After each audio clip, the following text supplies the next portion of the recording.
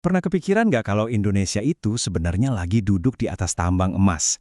Tapi ini bukan emas biasa. Ini adalah tambang emas energi bersih yang potensinya, wah, luar biasa besar. Tapi sayangnya, belum banyak disentuh. Energi ini tersimpan persis di bawah kaki kita, seolah-olah cuma nunggu buat dimanfaatin. Yuk kita gali lebih dalam cerita soal ini. Nah, sekarang coba deh lihat peta ini. Kelihatan kan? Titik-titiknya tersebar di mana-mana. Karena kita ini bagian dari cincin api Pasifik alias Ring of Fire, Indonesia itu punya salah satu cadangan panas bumi terbesar di dunia loh. Energi ini nggak cuma ada di satu pulau, tapi menyebar di seluruh Nusantara, dari ujung Sumatera sampai ke Maluku. Kalau ini bisa dimaksimalkan, wah ini bisa jadi kunci buat kita mandiri secara energi dan nggak terus-terusan bergantung sama bahan bakar fosil. Kedengarannya keren kan? Tapi disinilah tantangan terbesarnya muncul. Meskipun kita punya harta karun energi ini, jalan buat memanfaatkannya itu ternyata nggak gampang. Penuh banget sama rintangan yang unik dan jujur aja rumit. Apalagi karena ya kita ini negara kepulauan. Geografinya itu jadi tantangan tersendiri. Dan ngomongin soal ambisi, ini benar-benar nggak main-main. Pemerintah kita punya target yang super ambisius, mencapai 7.200 megawatt elektrik atau disingkat MW, kapasitas panas bumi pada tahun 2030. Tapi yang bikin kaget itu ini. Buat mencapai target segitu, kecepatan instalasinya harus, dengerin ya, hampir 20 kali lebih cepat dari rata-rata yang pernah kita lakukan selama ini. Gila kan? Ini benar-benar lompatan raksasa yang dipertaruhkan untuk masa depan energi kita. Oke, targetnya kan tinggi banget tuh. Terus kenyataannya di lapangan gimana? Nah, ini dia. Sejak pembangkit listrik panas bumi pertama kita diresmikan tahun 1983, sampai sekarang, kita baru berhasil memanfaatkan sekitar 9% aja dari total potensi yang ada. 9%! Kelihatan banget kan ada jurang yang dalam antara ambisi dan realita? Jadi pertanyaannya, kenapa sih susah banget? Yuk kita bedah satu persatu. Kita mulai dari rintangan pertama, yang justru sering banget diabaikan orang. Ternyata kita tuh nggak bisa langsung ngebor nyari energi panas bumi. Jauh sebelum itu, ada langkah raksasa yang harus dilakukan. Membangun infrastruktur masif untuk mendukung proses pencariannya.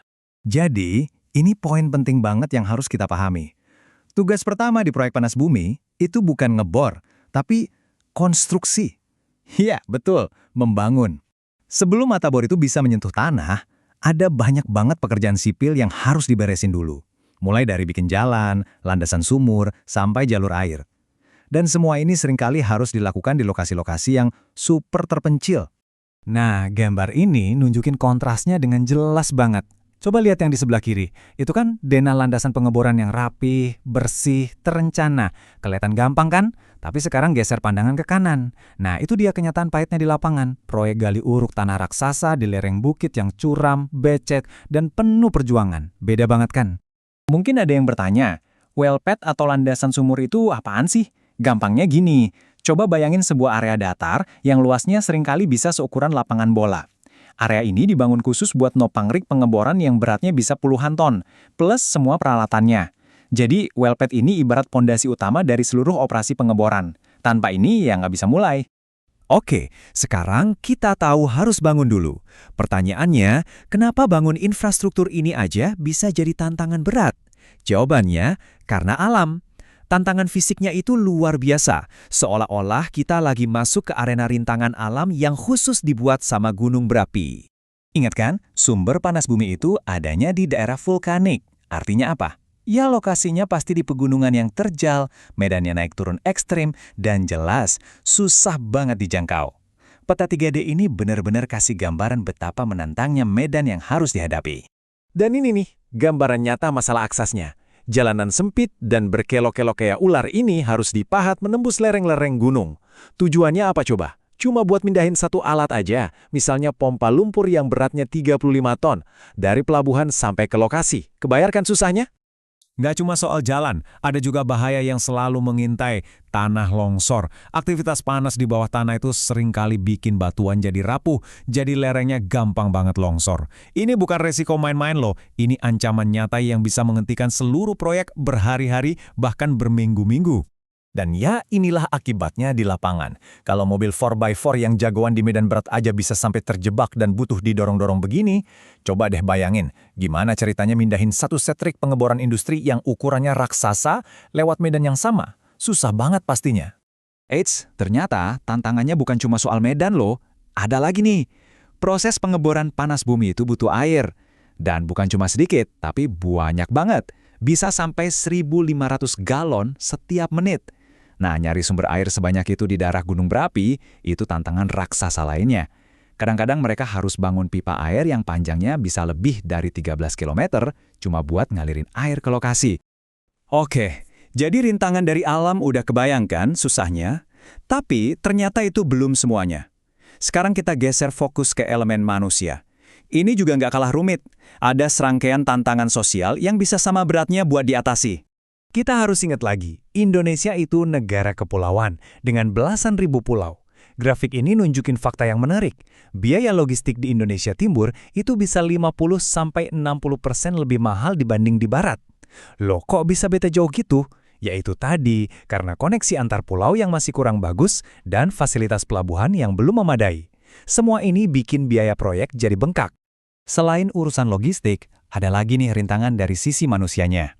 Mulai dari urusan pembebasan lahan sama masyarakat lokal yang bisa jadi rumit banget, sampai ke soal membangun kepercayaan supaya proyek gak ditolak mentah-mentah. Belum lagi, seringkali susah nyari tenaga ahli panas bumi di daerah itu. Dan di beberapa wilayah, bahkan ada ancaman keamanan yang juga harus jadi pertimbangan. Kompleks banget kan? Nah, lihat semua tantangan tadi, kayaknya mustahil ya. Terus gimana dong solusinya? Jawabannya ada di inovasi dan cara-cara baru. Intinya, kerja lebih cerdas, pakai alat yang lebih ringan, dan yang paling penting, harus lebih ramah atau lebih dekat dengan masyarakat sekitar. Salah satu terobosan teknologinya itu namanya metode pengeboran slim hole. Beda sama pengeboran biasa yang pakai alat-alat segede gaban, metode ini pakai rig yang ukurannya lebih kecil dan lebih enteng. Artinya apa? Jejak lingkungannya lebih kecil, nggak perlu bangun jalan super lebar, dan jelas, biayanya lebih murah, terutama buat tahap awal atau eksplorasi. Ini cocok banget buat medan-medan yang susah dijangkau tadi. Cara kerja cerdas lainnya adalah dengan pakai teknologi canggih kayak penginderaan jauh. Jadi, cuma dengan menganalisis citra satelit, para ahli udah bisa menerawang dan memetakan mana aja area yang rawan bahaya, misalnya rawan longsor. Dan ini dilakukan sebelum konstruksi dimulai. Jadinya, perencanaannya bisa jauh lebih pintar dan lokasi yang dipilih pun jadi lebih aman. Tapi, secanggih-canggihnya teknologi, itu aja nggak cukup. Kunci sukses yang sebenarnya justru ada di sini. Membangun hubungan yang kuat dan awet sama masyarakat lokal. Caranya? Ya dengan melibatkan mereka di kegiatan proyek, menciptakan manfaat ekonomi yang bisa dirasakan bersama, dan yang terpenting, membangun komunikasi yang jujur dan terbuka. Biar proyek ini jadi berkah buat warga, bukan malah jadi masalah. Jadi, jelas ya, jalan menuju energi bersih itu ternyata nggak selamanya bersih dan mulus. Perjalanannya rumit dan penuh tantangan. Pertanyaan besarnya buat kita renungkan adalah, apakah gabungan antara teknologi canggih dan kepercayaan dari masyarakat benar-benar bisa menaklukkan medan alam yang ganas dan juga tradisi yang sudah lama ada? Mungkin masa depan energi Indonesia sangat bergantung pada jawaban dari pertanyaan ini.